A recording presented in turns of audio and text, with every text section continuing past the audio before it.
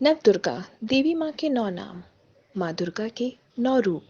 शैलपुत्री, ब्रह्मचारिणी, चंद्रघंटा, कुष्मांडा, स्कंदमाता, कात्यायनी, कालरात्रि, महागौरी, सिद्धिदात्री।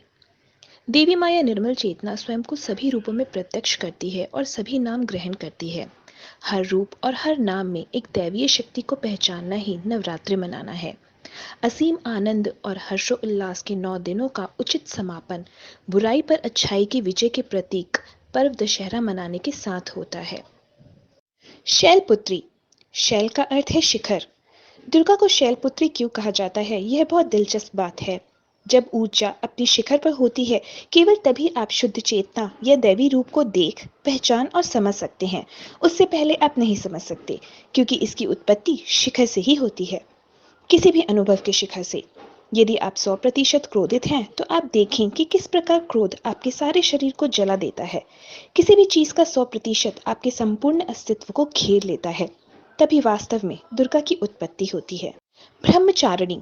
ब्रह्मचारिणी का अर्थ है अनंत में व्याप्त, अनंत में गतिमान, असीम।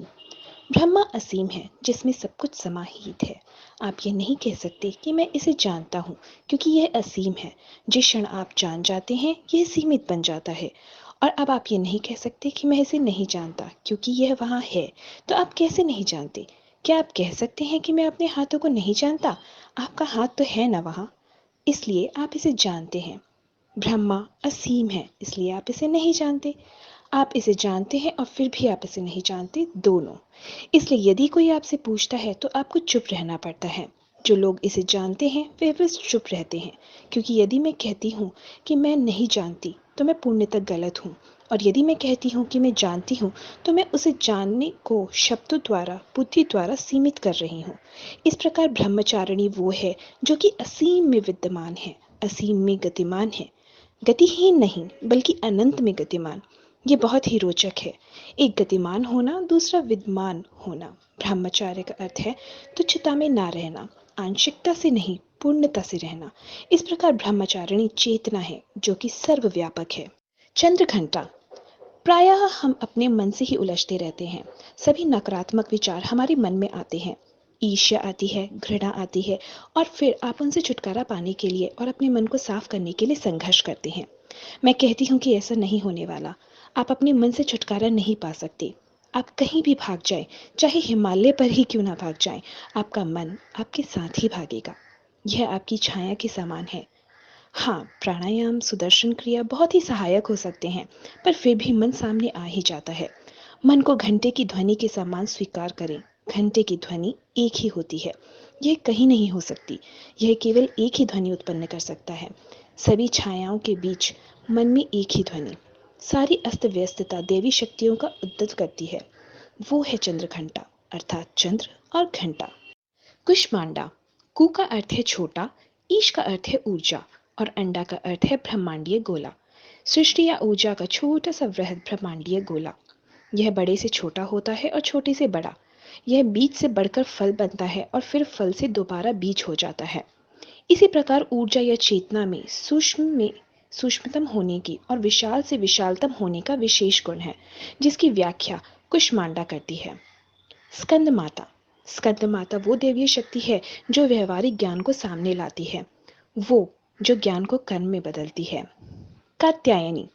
कात्यायनी अज्ञात की वो शक्ति है जो कि अच्छाई के क्रोध से उत्पन्न होती है। क्रोध अच्छा भी होता है और बुरा भी। अच्छा क्रोध ज्ञान के साथ किया जाता है और बुरा क्रोध भावनाओं और स्वार्थ के साथ किया जाता है। ज्ञानी का क्रोध भी हितकर और उपयोगी होता है, जबकि अज्ञानी का प्रेम भी हानिप्रद हो सकता है। इस प्रकार कात्यायनी क्रोध का वो रूप है जो सब प्रकार की नकारात्मकता को समाप्त कर सकता है। कालरात्रि।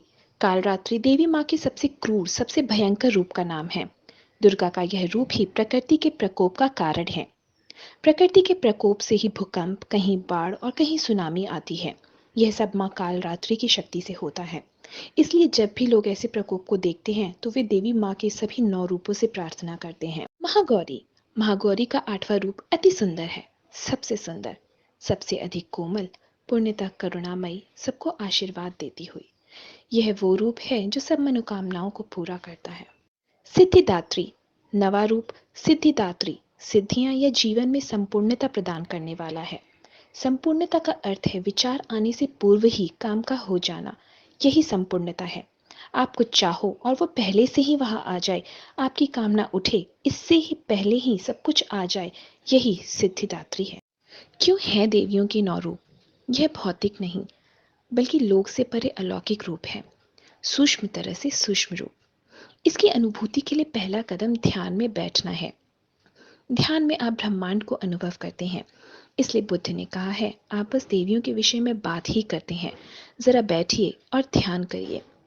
ईश्वर के विषय में ना सोचिए, शून्यता में जाइए, अपने भीतर। एक बार आप वहां पहुंच गए तो अगला कदम वो है जहां आपको सभी विभिन्न मंत्र, विभिन्न शक्तियां दिखाई देंगी। वो सभी जागृत होंगी। बौद्ध मत में भी वे इन सभी देवियों का पूजन करते हैं। इसलिए यदि आप ध्यान कर रहे हैं तो सभी यज्ञ, सभी पूजन अधिक प्रभावी हो जाएंगे। नहीं तो उनका इतना प्रभाव नहीं होगा। यह ऐसे ही है जैसे कि आप नल तो खोलते हैं परंतु गिलास कहीं और रखते हैं, नल के नीचे नहीं। पानी तो आता है पर आपका गिलास खाली ही रह जाता है। या फिर आप अपनी ग्लास को उल्टा पकड़े रहते हैं। 10 मिनट के बाद आप इसे हटाएंगे भी तो भी इसमें पानी नहीं होगा, क्योंकि आपने इसे ठीक प्रकार से पकड़ा नहीं है। सभी पूजन ध्यान के साथ शुरू होते हैं और हजारों वर्षों से इसी विधि का प्रयोग किया जाता है।